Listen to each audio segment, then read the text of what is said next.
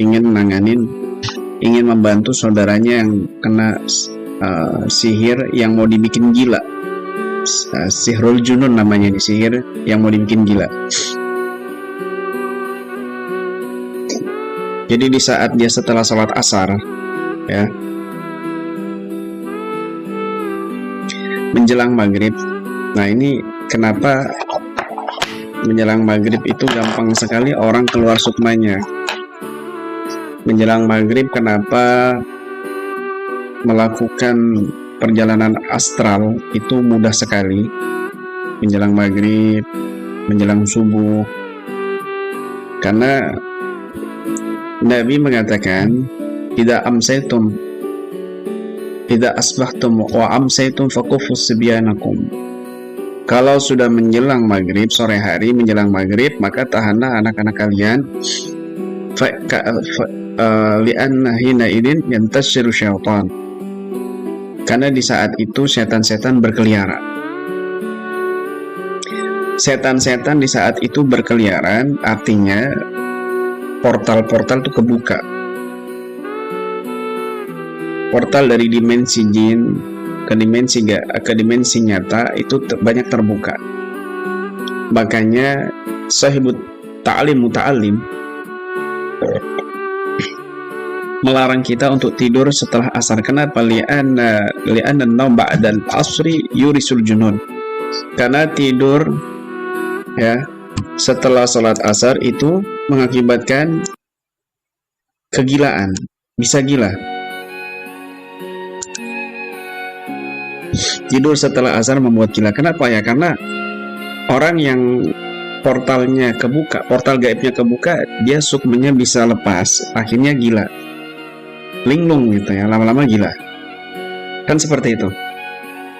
Bisa dipahami ya? Oke, saya lanjut.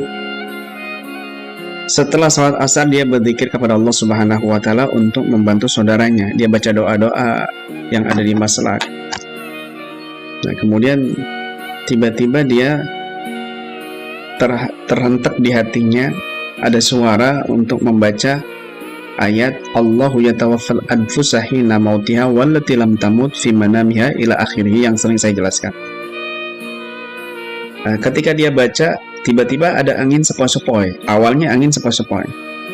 Nah, ketika angin sepoi-sepoi, lama-lama menjadi kuat ini angin dan mendorong dia dengan kuat, sehingga seperti ada dorongan angin kuat yang dia rasakan dan sukmanya keluar. Dan di saat sukmanya keluar,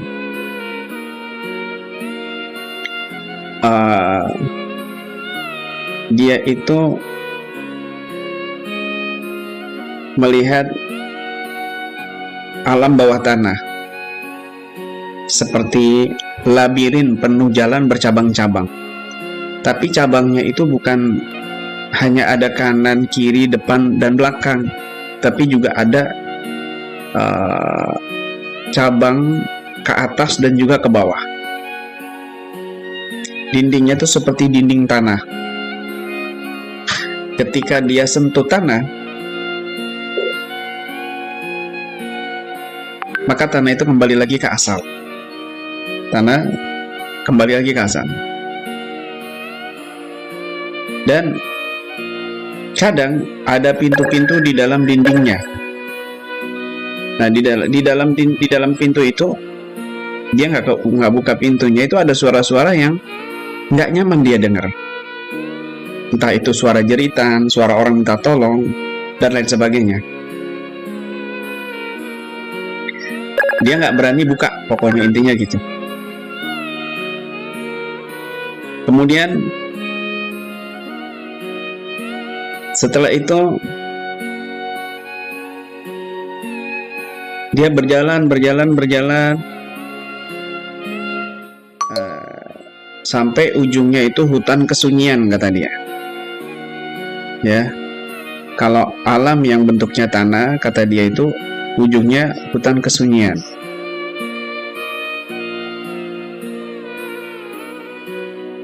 Dimana kata dia itu yang dia rasakan, hutan itu tempat titik tengah dari tiap-tiap alam gaib. Ya, tempat titik tengah tiap-tiap alam gaib yang berupa air, tanah, bahkan awan ya, atau langit. Dan bentuknya jinnya itu beda-beda kata dia.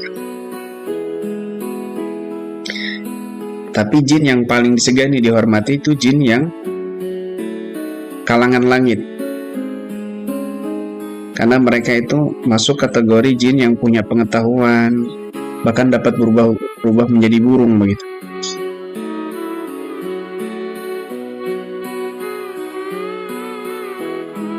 Nah, yang dia rasakan ketika dia keluar, dia memiliki kekuatan yang luar biasa, tidak seperti kekuatan sukma pada umumnya.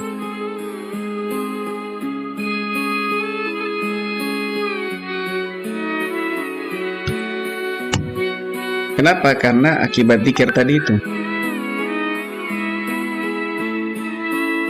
Kira-kira penjelasan saya jelas nggak guys ya? Penjelasan saya jelas nggak ya?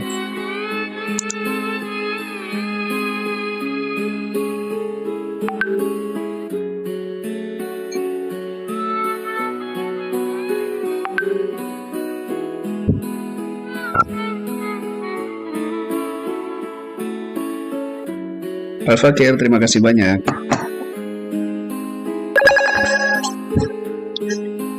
Kita jelaskan ini jaga-jaga buat para praktisi dan juga pasien ketika mengalami hal semacam ini.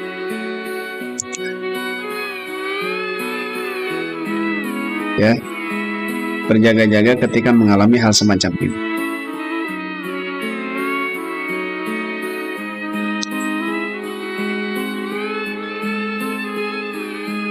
Mungkin sinyalnya kali ya.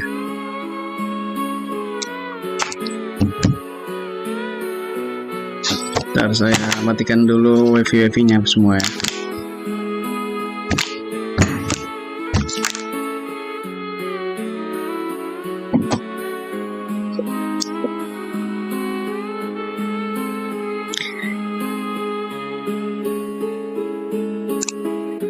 Jadi begini guys, saya ceritakan pengalaman salah satu pengalaman praktisi kita ketika dia sedang membantu saudaranya yang diganggu untuk dijadikan gila, karena saudaranya itu hampir gila sudah, melakukan hal-hal yang di luar normalnya manusia pada umumnya. Nah, setelah sholat asar menjelang maghrib, dia berzikir membaca maslak, membaca widul latif. Kemudian tiba-tiba dia ketika memejamkan mata, setelah selesai baca zikir memejamkan mata, dia berasa seperti ada angin sepoi-sepoi. Kenapa pada umumnya mudah sekali kita keluar sukma kita di waktu asar, sebelum maghrib, di waktu sebelum subuh, waktu sahur, waktu sahar. Karena Nabi SAW bersabda, "Idza asbahtum wa amsaytum faqufu sibyanakum fa inna hina idzin yantasir syaitan," atau kama qala sallallahu. Ketika kamu berada di sore hari menjelang maghrib, maka tahanlah anak-anak kalian, karena di saat itu setan berkeliaran. Oleh sebab itu, pengarang kitab Ta'lim Muta'alim melarang kita untuk untuk tidur setelah asar. Kenapa? Fa'innan naum ba'dal asri yurisul junun. Karena tidur setelah asar itu menyebabkan orang itu menjadi linglung, gila. Ya mungkin orang yang tidur setelah asar ini dia lemah, sukmanya lemah, ruhnya lemah, sehingga dia sedang diincar atau sedang mengalami hal-hal yang gangguan, dan itu di waktu menjelang maghrib di mana portal-portal gaib sedang kebuka lebar, maka gampang keambil, akhirnya dia linglung, mungkin sukmanya nggak balik, ya, nggak jangkep, jadinya nggak sempurna. Makanya tidur setelah asar itu menyebabkan orang linglung. Nah, si praktisi ini berzikir, dia merasakan angin sepoi-sepoi. Lama-lama angin ini menjadi kuat, seperti ada dorongan angin yang luar biasa, dan terhempaslah sukmanya, keluarlah sukmanya. ya. Jadi yang dia lihat itu alam bawah tanah. Ada, bukan alam bawah tanah aja guys ya, nanti ada air, ada angin, ada air, ada awan, langit itu. Dimensi jin itu macam-macam. Dia seperti melihat ada labirin penuh jalan bercabang-cabang. Nah, cabangnya itu bukan hanya ada kanan kiri, depan belakang, tapi juga ada bawah, ada atas gitu. Dan setiap dindingnya itu dinding tanah. Kalau seandainya tanah ini kita sentuh, dia akan balik lagi, ya, mendal gitu. Nah, setiap dindingnya itu ada pintu-pintu, dan di dalam itu ada suara yang nggak nyaman kita dengar, kata dia gitu. Ya, pokoknya dia nggak berani buka lah. Nah, dia nggak berani buka. Di saat itulah, ketika dia melihat jin atau dukun, tiba-tiba dia terhentak di hatinya pingin punya pedang, wujud pedang itu. Berdoa sama Allah, dia langsung wujud pedang itu. Dia melihat betul pedang itu, bentuknya seperti apa, ya. Dia mau lari secepat kilat, dia bisa. Nah, ini perbedaan orang, ya, sukma orang yang dia suka berzikir pagi, siang, dan malam minimal itu. Maka sukmanya akan memiliki kekuatan berlipat-lipat, ya, yang berbeda dengan sukmanya orang pada umumnya. Larinya secepat angin, secepat kilat, cepat. Pukulannya berbobot. Pokoknya beda dengan sukma yang lain, ya. Ketika sukma ini sudah dilatih, diolah dengan zikir siang, pagi, dan malam. Ya, pagi, siang, malam. Minimal pagi, malam, habis subuh dan habis maghrib atau habis isya. Gitu. Inilah yang sering saya jelaskan bahwa di dunia misal, di dunia khayal, di dunia misal ini dunia misal itu seperti dunia mimpi, itu masuk kategori dunia misal, ya. Dunia mimpi, dunia misal itu juga bisa dikuasai oleh bangsa jin. Makanya ada gangguan-gangguan dalam mimpi. Mereka bisa masuk ke dunia mimpi kita gitu. Ya. Ini ada hadisnya ini. Kalau mimpi ini juga ada dari setan. Hati-hati juga. Makanya mimpi itu bagian daripada diagnosa seseorang itu ada gangguan atau tidak dengan kita melihat mimpi itu. Nah, saya lanjutkan saudara-saudara. Ketika kita berdoa, sesungguhnya Allah sudah mengabulkan doa itu, tapi masih di dimensi misali, dimensi khayal. Ud'uni astajib lakum, doalah kepadaku, aku akan kabulkan kepada kalian. Suatu saat doa ini akan dibutuhkan untuk menangkal musibah, atau Allah langsung kabulkan saat itu juga, atau Allah ganti nanti di akhirat. Allah kabulkan di akhirat, sesuai yang telah dijelaskan oleh Nabi SAW. Makanya kan kita sering nih, para praktisi, kenapa kamu, ditanya jinnya. Jinnya bilang, rumahku dihancurkan sama orang ini. Ya udah, saya ganti, kamu nanti keluar ya. Iya. Kemudian dia berdoa, ya Allah, berikanlah rumah yang lebih bagus dari sebelumnya untuk jin ini. Tiba-tiba dia melihat, ada, bukan ini hayalan, ini wujud dari doa kita, yang hanya bisa dilihat oleh jin itu, yang hanya bisa dilihat oleh malaikat, yang hanya bisa dilihat oleh hewan-hewan tertentu, yang hanya bisa dilihat oleh manusia-manusia yang sudah lebih dominan isi rohaninya ketimbang jasadnya, begitu.